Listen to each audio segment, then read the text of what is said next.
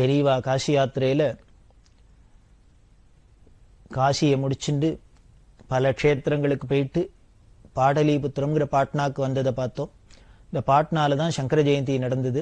அப்போ பாபு ராஜேந்திர பிரசாத் அவ குடும்பத்தை சேர்ந்தவா எல்லாரும் வந்து பெரியவாளுக்கு உபச்சாரம் பண்ணி தரிசனம் பண்ணி எல்லாம் பண்ணினா. அந்த சங்கர ஜெயந்தி செலவு முழுக்கலும் டிகாரிங்கிற சம்ஸ்தான ராஜா பண்ணினர். அதுக்கப்புறம் அங்கேருந்து பெரியவா அத்வா அமாவான் முதலான ராஜ சம்ஸ்தானங்கள்லாம் இருந்தது. அந்த ராஜாக்கள்லாம் உபச்சாரம் பண்ண அங்கங்கெல்லாம் போய் பெரியவா விஜயம் பண்ணி அவளோட பக்திக்கு கட்டுப்பட்டு அவளோட மரியாதையெல்லாம் ஏத்துண்டா. அதுக்கப்புறம் ஹரிஹர்ங்கிற இடத்துக்கு வந்தா. ஹரிஹர்ல கண்டகி நதி, 2 இடத்துல ஹரிஹர் அப்படிங்கிற இடம் இருக்கு. கர்நாடகாவில் ஒரு இடத்துல ஹரிஹர்னு இருக்கு, இங்கேயும் ஒரு ஹரிஹர் இருக்கு. அதுல கண்டகிங்கிற நதி முதல்லயே பார்த்தோம். இந்த கண்டகிங்கிற நதியில தான் சால கிராமம் கிடைக்க முடியும். இது நேபாளில் உற்பத்தியாகி அப்படி வருது, இங்க வந்து கண்டகி ஹரிஹர்ல வருது. அந்த கண்டகி நதியில ஸ்நானம் பண்ணிட்டா. அதுக்கப்புறம் புன்புன் அப்படிங்கிற இடத்துக்கு வந்தா. அங்க புன்புனா அப்படின்னு ஒரு நதி. நமது பாரத தேசத்துல எல்லா நதிகளுமே புண்ணிய நதிகள் தான். இது எல்லாமே ஒன்னா கடைசியில என்ன ஆறுது அப்படின்னர், யமுனையா இருக்கட்டும், சரையுவா இருக்கட்டும், இந்த கோசியா இருக்கட்டும், கண்டகியா இருக்கட்டும், எல்லா நதிகளுமே ஒன்னா சேர்ந்து கடைசியில வங்காள தேசத்துக்கு வரத்து கங்கையோட கலந்து அப்புறம் எல்லாம் தன்னோட நாமரூபத்தை இழந்து கங்கையாவே வந்துடுறது, வந்து அது சமுத்திரத்துல கலக்கிறது. ரசமா சொல்ற வழக்கம் உண்டு. யமுனைக்கு ரொம்ப குறை இருந்துதான். என்ன அப்படின்னா மோட்ச நதியில ஒன்னா இருக்கும். அப்படி இருந்தா கூட கங்கையை பார்த்து ஒரு பொறாமை இருந்துதான். அதாவது ஒரு விளையாட்டா சொல்ற வழக்கம், இந்த ஸ்திரீகளுக்கு ஒருத்தர் அடுத்துன்னு ஒரு பொம்மநாட்டியை பார்த்தா இருக்குமோ இல்லையோ, அது மாதிரி கங்கையை பார்த்து யமுனைக்கு இருந்துதான். காரணம் என்ன அப்படின்னா, இந்த கங்கைக்கு தான் 3 திரிமூர்த்திகளோட சம்பந்தமும் இருக்கு. விஷ்ணுவோட பாதத்திலேருந்து வந்தது, பிரம்மாவோட கையில இருந்த தீர்த்தம், பரமேஸ்வரன் சிரசிலேயே வகிச்சுட்டு இருக்கிறது. இந்த திரிமூர்த்தி சங்கமும் அதுக்கு இருக்கு, சம்பந்தமும் இருக்கு. நமக்கு அப்படி இல்லையே, வெறும் விஷ்ணு சம்பந்தம் மட்டும்தானே இருக்கு. ஏன்னா கிருஷ்ணாவதாரத்துல முழுக்க முழுக்க இந்த யமுனையில தானே அத்தனை பண்ணினதும் அப்படின்னு அது குறையா இருந்ததுதான். அதனால என்ன பண்ணினாளான்னு, அலகாபாத்ல வந்து பிரயாகையில வந்து இந்த கங்கையோட கலந்து தன்னோட நாமரூபத்தையும் அழிச்சுண்டு அந்த சிவசம்பந்தம் ஏற்பட்டாதான், அந்த திரிமூர்த்தி சம்பந்தம் இருந்தாதான் நமக்கு பெருமை அப்படின்னு தன்னோட யமுனைங்கிற தன்னோட பேரு உருவத்தையே அழிச்சுன்னு கங்கையாவே மாறிவிட்டா அப்படின்னு சொல்ற வழக்கம். அதே மாதிரிதான் சரையுக்கும் அப்படி இருந்தது அப்படின்னு சொல்லுவா. இந்த சரையு பார்த்தீங்கன்னா ராமரோட சம்பந்தப்பட்டது. அதுக்கு வெறும் ராமர் சம்பந்தம் மட்டும்தானே இருக்கு, திரிமூர்த்தி சம்பந்தம் வேணும்னு அது ஆசைப்பட்டு இங்க வந்துடுத்தான். இந்த பாட்னாக்கு முன்னால் தான் சரையுமும் இந்த கங்கையோடயே கலந்துடுறது. இப்படி எல்லா நதிகளுமே இந்த கங்கையோட சம்பந்தப்பட்டு தங்களோட நாமரூபத்தை கரைச்சுண்டு அந்த கங்கைங்கிற பெயரோடயே இருக்கிறது. காரணம், அந்த கங்கைன்னா அவ்வளவு புனிதம், அவ்வளவு பவித்திரம். அதனாலதான் அப்படி இந்த புன்புனா நதி அதெல்லாம் அதுல ஸ்நானம் பண்ணிட்டா. அப்புறம் பெரியவா 1935 மே மாசம் கயாங்கிற இடத்துக்கு வந்தா. கயாங்கிறது பீகார்ல உள்ள பெரிய க்ஷேத்திரம். இந்த கயாங்கிறது ஒரு அசுரனோட பேர், கயாசுரன் அப்படின்னு பேரு. இந்த கயாசுரன்கிற அசுரன் என்ன பண்ணான், தபஸ் பண்ணி வரம் வாங்கிட்டான் ஈஸ்வரன்ட்ட. உலகத்திலேயே பவித்திரமானதா என்னோட உடம்பு இருக்கணும், என்னோட தேகம் இருக்கணும் அப்படின்னு. எதுக்காக அப்படி வாங்கினான்னா, உலகத்திலேயே பவித்திரமான ஒரு இடம்னா அதை யாரும் அழிக்க மாட்டா, அதை பாதுகாக்கிறதுக்கு தான் ஆசைப்படுவாளே வழிய அதை யாரும் அழிக்க மாட்டா. எந்த அஸ்திர சஸ்திரத்தினாலும் ஒரு இடைஞ்சலும் வராது, அதுக்கு முடிவு வராது, ஆபத்து வராதுங்கிறதுனால, அதாவது நான் சாகாத இருக்கணும் அப்படின்னு கேட்டாக்க அது முடியாதுன்னு ஏதாவது சொல்ல போறாருன்னு இப்படி ஒரு இன்டைரக்டா ஒரு வரம் வாங்கிட்டார், அவரும் கொடுத்துட்டார். ஆனா இந்த அசுராளோட குணம் என்ன அப்படின்னா, அவளுக்கு காரியம் ஆற வரைக்கும் தான் ரொம்ப பவ்யமா இருப்பா. ஆயிடுத்து அப்படின்னா அதுக்கப்புறம் அவளை பிடிக்கவே முடியாது. அவளுக்கு நினைச்சது கிடைச்சுடுத்துனா, அவளோட பலம் ஏறிடுத்துனா அப்புறம் பார்க்க முடியாது. இந்த கயாசுரன் என்ன பண்ணா, வரம் வாங்குறதே ரொம்ப பவ்யமா தபஸ் பண்ணா எல்லாம் பண்ணினா, வரத்தை வாங்கினோன்னு தன்னோட அசுர குணம், அதாவது பிறவை குணம் மாறாது, துஷ்டத்தனம் எல்லாம் பண்ண ஆரம்பிச்சுட்டான். ஆனா அவனையோ எந்த அஸ்திரத்தினாலேயோ சஸ்திரத்தினாலேயோ கொல்ல முடியல, ஒன்னும் அழிக்க முடியாது. அப்படி ஆயிடுத்து. என்ன பண்றதுன்னு தெரியல எல்லாருக்கும். உடனே எல்லாரும் பிரம்மா உரிச்சு பிரார்த்தனை பண்ண, பிரம்மா நேரம் விஷ்ணுட்ட போனார். அவனை எப்படி அடக்கிறதுன்னு தெரியல, தெரியாத்தனமா வரத்தை கொடுத்தாச்சு, அவனோ அப்படி துஷ்டத்தனம் பண்றான், என்ன பண்ணலாம் அப்படின்னு. அப்போ உடனே விஷ்ணு சொன்னார், பகவான் நீ ஒன்றும் பண்ண வேண்டாம், நீ ஒரு யாகம் பண்றதா தீர்மானம் பண்ணிக்கோ, பண்ணிட்டு அவன்கிட்ட போய் சொல்லு, நான் ஒரு யாகம் பண்ண போறேன், அந்த யாகத்தை உலகத்திலேயே பவித்திரமான இடத்துல புனிதமான இடத்துல பண்ணணும்னு இருக்கேன். அதனால உலகத்திலேயே பவித்திரமான புனிதமான இடம் உன்னோட சரீரம் தான், நீ படுத்துக்கோ, உன் மேலே யாகம் பண்றேன், யாகம் முடிச்சோடனே நீ அப்புறம் ஏந்துன்னு உன் காரியத்தை பாருன்னு சொல்லு அப்படின்னு. ஆனா லேசில முடிக்காத அந்த யாகத்தை முடிச்சுன்னு ஏந்துனான்னா அப்புறம் அவனை ஏந்திருக்க விட்டு பழையபடி துஷ்டதனம் பண்ணலாம். இது மாதிரி தீர்மானம் பண்ணிட்டு கேட்டோன்னு அவன் உடனே பிரம்மாவே யாகம் பண்றதுக்கு நம்மள கேட்கிறாரு அப்படின்ட்டு உடனே சரின்னு ஒத்துண்டு படுத்துண்டான். நமக்கு உடனே தோணலாம் இதெல்லாம் ஒரு புழுகி நாப்புல இருக்கு, என்ன ஒரு ஆள் படுத்துண்டாக்க அது மேல ஒருத்தர் உட்காந்து யாகம் பண்ண முடியுமா அப்படின்னு. அதாவது பர்சனாலிட்டி பார்த்தீங்கன்னா இந்த சரீர வாகெல்லாம் பார்த்தா காலக்கணக்கில் பார்த்தீங்கன்னா நமக்கு ரொம்ப வித்தியாசம் இருக்கு. தேக ஆரோக்கியமா இருக்கட்டும், சரீர வாகலையா இருக்கட்டும், ஒண்ணுமே வேண்டாம், அவ்வளவு தூரம்லாம் போக வேண்டாம், புராண இதிகாச காலத்துக்கு எல்லாமே போக வேண்டாம். ஒரு 50-60 வருஷத்துக்கு முன்னால பார்த்தா நம்ம தாத்தாக்கு பாட்டிகளுக்கெல்லாம் இருந்த ஆரோக்கியம் நமக்கு இல்லை, நமக்கு இருக்கிறது நம்ம குழந்தைகளுக்கு இல்லை, அது கீழே குறைஞ்சுட்டே வருது. அதனால நமக்கு இப்போ இருக்கிறத வச்சுட்டு அப்ப அப்படிலாம் இருக்க முடியுமா அப்படின்னு சந்தேகம் வரலாம். ஆனா அப்படிலாம் இருந்திருக்கு. எவ்வளவு பெருசுக்கு அவன் சரீரம் ஒரு ஊர் அளவுக்கு அத்தனை பெருசுக்கு. உடனே அவன் படுத்துனான். அவன் மேல ஏறி இவர் யாகத்தை உட்காந்து எல்லாரும் பண்ண ஆரம்பிச்சா. ஆனா ஒரு ஆள் மேல நெருப்பு முட்டி யாகம் பண்ணா அவன் சும்மா இருப்பணும், இப்படின்னு கையாட்டுறான் காலாட்டுறான், இப்படி திரும்பினான் அப்படி திரும்பினான். அது யாகத்துக்கு டிஸ்டர்பன்ஸா இருந்தது.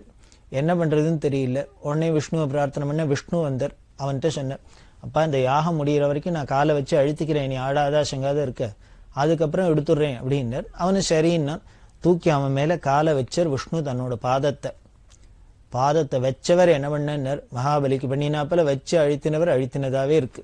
இன்னி வரைக்கும் காலை தூக்கல, அவன் எழுந்திருக்கல. அவர் தூக்கிட்டார்னா அவ்வளவுதான். இவர் விஷ்ணு காலை வச்சு அழுத்தின்னு இருக்கிறதையே நாம பாக்குறோம். எப்படி அந்த பிரதேசங்கள்லாம் வயலன்ஸ் இருக்கு, எப்படி துஷ்டாளா இருக்கா அப்படின்னு. இன்னும் அவர் காலையும் எடுத்தா என்ன ஆகும்? அப்படி அந்த வச்சுருக்கிறதுனால அந்த விஷ்ணு பாதம், அந்த கயால என்னன்னா வேற ஒண்ணும் பெருசா சுவாமி கோவில் கிடையாது, விஷ்ணு பாதத்துக்குன்னே கோவில். அவ தெரிவிக்க அந்த ஜெயில் வார்டன்ட்ட சொல்ல, இந்த ஜெயில் வார்டன்லாம் வெள்ளக்காரா போல இருக்கு. எல்லாரும் அப்புறம் அரசாங்கத்துல சொல்லி ஸ்பெஷல் சாங்ஷன் வாங்கிட்டு எல்லாரையும் அழிச்சுன்னு தரிசனம் பண்ணினான். அத்தனை பேருக்கும் பெரியவா தரிசனம் கொடுத்து அவளுக்கு எல்லாருக்கும் என்னென்ன பண்ணலாமோ ஆகாரங்கள்லாம் கொடுத்து அவளுக்கெல்லாம் ஆசீர்வாதம் பண்ண எல்லாரும் பிரார்த்தனை பண்ணிட்டா இந்த நாடு வெகு விரைவில் சுதந்திரம் அடையணும், எல்லாரும் க்ஷேமமா இருக்கணும் அப்படின்னு சொல்ல பெரியவா அவளுக்கெல்லாம் சமாதானம் சொல்லி, கவலைப்படாதீங்க, உங்களோட தியாகம்லாம் ஒரு நாள் முன் போகாது, எல்லாருக்கும் ஒரு நல்ல காலம் பிறக்கும் அப்படின்லாம் சொல்லி அங்க மிட்னாப்பூர்ல இருந்துட்டு அங்கேருந்து கரக்பூர் வந்தா. நடுப்புற பல ஊர்கள் அது வழியா கரக்பூர்ல வந்தா. கரக்பூருக்கு வந்துட்டு நேர டாடா நகருக்கு வந்தா. டாடா நகர்ல ரொம்ப பெரிய வரவேற்பு பெரியவாளுக்கு. அந்த டாடா நகர்லேருந்து முடிச்சுட்டு மயூர் பஞ்ச் அப்படிங்கிற இடத்துக்கு வந்தா. மயூர் பஞ்ச் பாரிபாடா அப்படின்னு வந்துட்டு பண்டாரி புக்கூர் அப்படின்னு ஒரு இடம்.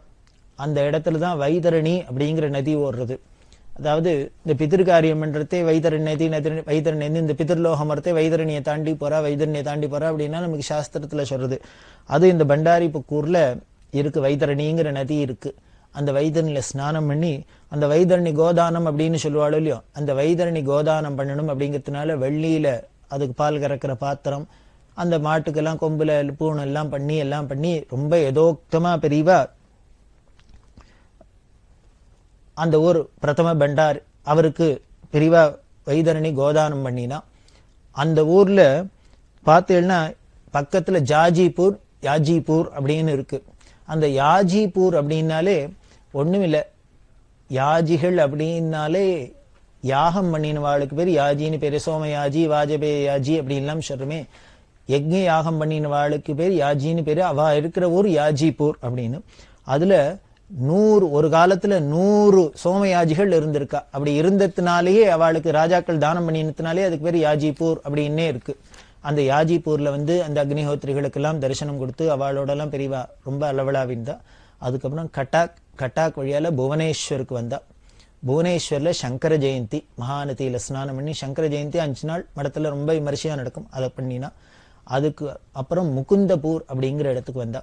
முகுந்தபூருக்கு அப்புறம் சாட்சி கோபால் அப்படின்னு இருக்கு. அந்த சாட்சி கோபால்ங்கிற க்ஷேத்திரத்துக்கு வந்தா. இந்த சாட்சி கோபால்ங்கிற அந்த ஊர் பேர் வந்ததுக்கு காரணமே அங்க கிருஷ்ணர் சாட்சி சொன்னதுனால சாட்சி கோபால் அப்படின்னு. அது என்ன அப்படின்னா, காஞ்சிபுரத்துல ஒரு ராஜா இருந்தார். அந்த ராஜாவோட பொண்ணு இந்த ஒரிசால உள்ள ராஜாவோட பிள்ளைக்கு கல்யாணம் பண்ணி கொடுத்திருந்தார். அப்படித்தான் ஒருத்தருக்கு ஒருத்தர் வந்தா. அப்போ இந்த காஞ்சிபுரத்துல இருந்த கோபாலன் அங்க சீரா கொடுத்தா. அப்படி காஞ்சிபுரத்துல இருந்த கோபாலன் அங்க ஒரிசாக்கு போனார். அதனால சாட்சி கோபால் அப்படின்னு. சாட்சின்னு எதுக்காக வந்தார்னா, ஒரு வேத வித்து இருந்தார். அவர் காசி யாத்திரை போனார் காஞ்சிபுரத்திலேருந்து. அப்போ கூட தன்னோட சிஷ்யன், தங்கிட்ட படிச்சிருந்த சிஷ்யனை கைங்கரியத்துக்கு அழிச்சுன்னு போனார். அவன் அழிச்சுன்னு போறதே அந்த காலத்துல காசி யாத்திரை பண்ணி வருஷக்கணக்காகுமே. அப்படி போற வழியில மத்திய பிரதேசத்துல போறதே அவருக்கு ரொம்ப உடம்பு சரியில்லாத போயிடுத்து. இந்த குழந்தை தான் ரொம்ப கைங்கரியம் எல்லாம் பண்ணி அவரை உடம்ப தெம்பாக்கி திருப்பி காசி யாத்திரை பண்ணி கங்கா ஸ்நானம் பண்ணி அழிச்சுன்னு வருதான். அதுக்கு முன்னால துவாரகைக்கு போனார். அவர் ரொம்ப கிருஷ்ண பக்தர். துவாரகைக்கும் போறதே இப்படி உடம்பு சரியில்லாத போயிருக்கிறதே இவன் கைங்கரியம் பண்ணினதுனால அந்த கிருஷ்ணரை பார்த்தோன்னே இவருக்கு ரொம்ப சந்தோஷம் வந்துடுத்து. இவ்வளவு சிரமம் நம்ம பார்க்கவே மாட்டோம், வழியிலே போயிடுவோம்னு நினைச்சவன் இந்த குழந்தை நம்மள தெம்பாக்கி சிரிப்பி கொண்டு கிருஷ்ணரை தரிசனம் பண்ணி வச்சுட்டானே அப்படிங்கிறதுனால என்ன பண்ணார், அந்த உணர்ச்சி வசப்பட்டு அந்த பையன்கிட்ட சொன்ன, ஒன்னாலதான்ப்பா என்னோட கிருஷ்ணன் தரிசனம் கிடைச்சது. அதனால இப்ப சொல்ற இந்த கிருஷ்ணர் சந்நிதியில சாட்சியா என்னோட பொண்ணை உனக்கு கல்யாணம் பண்ணி கொடுத்துட்றேன் அப்படின்னு இவர் வாக்கு கொடுத்தார். சரின்னு வந்தாச்சு திருப்பி காஞ்சிபுரத்துக்கு. இவ யாத்திரை முடிச்சுன்னு வந்தோடனே இந்த ஊருக்கு வந்தோடனே இப்போ அங்க கிருஷ்ணர் சன்னதியில கொடுத்தது மறந்து போகல அவருக்கு. இப்போ அப்ப ஏதோ உணர்ச்சி வசத்துல சொல்லிட்டார். இங்க வந்தோடனே ஸ்டேட்டஸ் எல்லாம் பார்க்க ஆரம்பிச்சிட்டார், நம்ம பொண்ணமே இவனுக்கு கொடுக்கறதாவது அப்படின்னு. இப்ப தரமாட்டேன்ட்டார். அந்த பையன் கேட்டான், நீங்க அங்கதானே கிருஷ்ண சாட்சியா சொன்னேள் தரேன்னு, இப்ப தரமாட்டேன்னு சொன்னா நீங்களே வாக்கு தவறலாமா அப்படின்லாம் சொல்ல அவர் மாட்டேன்லாம் சொன்னா அவர் சொன்ன, நான் சொன்னேன்னா அதெல்லாம் அந்த கிருஷ்ணர் வந்து சாட்சி சொல்லட்டும்ட்டார். உடனே ராஜாட்ட கேஸ் போச்சு. கேஸ் போனாக்க கிருஷ்ணர் வந்து சொல்லட்டும், கிருஷ்ணர் சாட்சி சொன்னாங்கிற அவர் வந்து சொன்னா நான் கொடுக்குறேன் அப்படின்னு விட்டார். உடனே இந்த பையன் என்ன பண்ணா, நேரு திருப்பி போயிட்டான். போய் வடதேசத்துல போய் அந்த கிருஷ்ணர்கிட்ட பிரார்த்தனை பண்ண, எனக்கு அந்த பொண்ணு வேணுங்கிறதுக்காக இல்ல, என்னோட குருநாதர் சத்தியசந்தர் அவர் என்னமோ தெரியல அஜ்ஞானத்துல இப்போ இங்க வாக்க கொடுத்துட்டு உன் சன்னதியில வாக்க கொடுத்துட்டு இவர் மாட்டேன்னு மாத்தி பேசுற, அதனால அவருக்கு தோஷம் வந்துடப்படாது, அவர் சத்தியத்திலேருந்து மீறப்படாது, அதனால அவருக்கு ஒரு தண்டனை வந்துடப்படாது, உன்னோட கோபத்துக்கு ஆளாயிடப்படாது, அதனால நீ வந்து ராஜசபையில சாட்சி சொல்லணும் அப்படின்னு சொல்ல கிருஷ்ணர் சொன்ன, நான் உன்னோட வரேன், ஆனா நீ திரும்பி பார்த்தாக்கா அங்க நின்னுடுவேன், பகவத் பாதாளுக்கு சாரதே சொன்னாப்பில் போல இருக்கு, எங்க திரும்பி பார்க்கறே அங்க நின்னுடுவேன் அப்படின்னார். அதனால இந்த பையனும் நேர கண்ணை முடிந்து பிசாத வரான். சுவாமி வர்றது பின்னால அவனுக்கு சத்தம் கேட்கறது. இந்த காஞ்சிபுரம் எல்லை வந்தான். எல்லை வந்தோன்னு அந்த கியூரியாசிட்டி என்னன்னா, இத்தனை நாள் நடந்து வந்திருக்கான் இல்லையா, பகவானை கூட அழிச்சுன்னு வந்திருக்கான்.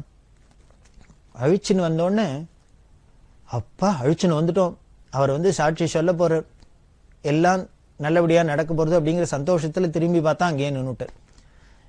எல்லை வரைக்கும் வந்தவர் ராஜாவோட அரண்மனைக்கு போகாத, ஊருக்குள்ள வர முடியாத அங்கேயே நின்னுட்டார். அப்படி சாட்சி கோபால் அங்கேயே சிலையா நின்றுட்டார். அப்புறம் இந்த குழந்தை போய் சொல்ல, உடனே ராஜா என்ன திடீர்னு ராத்திரியில ஒரு சிலை முளைச்சிருந்துன்னா எல்லாரும் வந்து பார்க்க மாட்டாள, உடனே ராஜா வந்து பார்க்க அப்படி சிலையா இருந்த சுவாமியா, ஆமா ஆமா அவர் எதற்கு தான் சொன்னார் அப்படின்னு சொல்லி, இப்ப கிருஷ்ணரை பார்த்தோன்னு இவருக்கு இந்த வைதிகருக்கு பழையபடி மனசு மாறி எடுத்தோம். ஆமா ஆமா நான் சொன்னேன், நான் இப்ப வார்த்தையை மாத்தி பேசின தப்பு தான், இந்த குழந்தை ஒன்னையே கட்டி இழுத்துன்னு வந்துட்டானா இவ பிள்ளை விட ஒரு பெரிய பக்தன் வேற யாரும் இருக்க முடியாது, அதனால இவனுக்கே கொடுக்குறேன்னு குழந்தைய கல்யாணம் பண்ணி கொடுத்தார். அப்படி இந்த பையனுக்காக வந்து சாட்சி சொன்னதுனாலே அவருக்கு சாட்சி கோபாலன்னு பேரு. அன்னியிலேருந்து காஞ்சிபுரத்துல இருந்தார். அதுக்கப்புறம் தான் இந்த ஒரிசால இருக்கிற ராஜா தன்னோட பிள்ளைக்கு இந்த காஞ்சிபுரத்து ராஜாவோட பொண்ணை கல்யாணம் பண்ணிக்க, அவர் கிருஷ்ண பக்தனா இருந்ததுனால இந்த ராஜா கேட்டார், எனக்கு ஒரு சீரும் கொடுக்க வேண்டாம், இந்த கிருஷ்ணரை மட்டும் கொடு அப்படின்னு. அதுக்கப்புறம் தான் ஒரிசால போச்சு. அது இந்த புரிங்கிற ஜெகநாத கஷேத்திரத்துக்கு பக்கத்திலே இருக்கிறதுனால அந்த ஊருக்கு பேரே சாட்சி கோபால் அப்படின்னு இருக்கு. இந்த கதையெல்லாம் சொல்லி பெரியவா காஞ்சிபுரத்திலேருந்து இவர் ஒரிசாக்கு வந்தவர் தான் அப்படின்னு சொல்லி காஞ்சிபுரத்திலேருந்து வந்து பெரியவா தரிசனம் பண்ணிட்டு புரிங்கிற ஜெகநாதபுரிக்கு போனா, அங்கதான் ஆதிசங்கர் பகவத் பாதாள் ஸ்தாபிதம் பண்ணின கிழக்கு திக்குல இருக்கிற பீடம். அந்த பீடத்துல போய் பெரியவா ஜெகநாதரை தரிசனம் பண்ற, புரி ஜெகநாதர்.